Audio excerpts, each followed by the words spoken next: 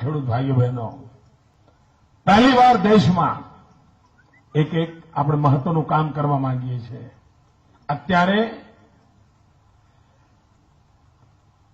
સરકાર minimum support પ્રાઇસથી તળિયાના ભાવ બાંધીને ખેડૂતો જે પકવે એ સરકાર ખરીદતી હોય છે. આમ તો પ્રેસ નોટ જ આપતી હોય છે, કોઈ દાડો તાજવા બાજવા બાંધતા નથી, લેતા જ નથી. નામ કરે કે અમે કરીશું, કરે નહીં કાંઈ. આપણે કરાવવા માટે મને તો ખબર છે, હું સરકારમાં બેઠો છું, મારો દમ ઉખડી જાય. એમને કહું કે ભાઈ આ અમારા ખેડૂતો મરે છે, તમે ખરીદી કરો, આજે કરીશું, કાલે કરીશું. ખેડૂત રાહ જોવે નહીં, પછી બિચારો અડધા પૈસે માલ વેચી આવે. આ દશા આપણે જોઈ છે.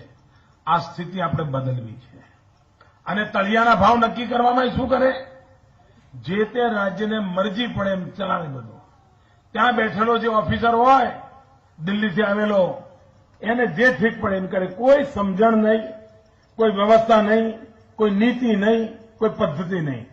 આપણે નિયમ બનાવવાના છીએ.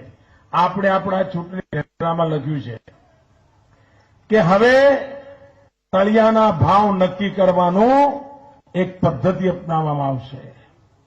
એ પદ્ધતિના આધારે તળિયાના ભાવ નક્કી થશે. અને પદ્ધતિ કેવી? તો ખેડૂતને ખેતીમાં બીજનો કેટલો ખર્ચો થયો, પાણીનો ખર્ચો કેટલો થયો, ખાતરનો ખર્ચો કેટલો થયો, દવાનો કેટલો ખર્ચો થયો, મજૂરીનો કેટલો ખર્ચો થયો, વીજળીનો કેટલો ખર્ચો થયો, એને ખેતી કરવામાં કુલ કેટલા રૂપિયા નાખવા પડ્યા, એના ઉપર 50% નફો ચડાવવાનો. 100 રૂપિયાનો ખર્ચો થયો હોય તો 50 બીજા ઉમેરવાના અને તળિયાના ભાવ 150 કરવાના. જે ખર્ચો કર્યો હોય એના ઉપર 50% ઉમેરીને તળિયાના ભાવ નક્કી કરવાના.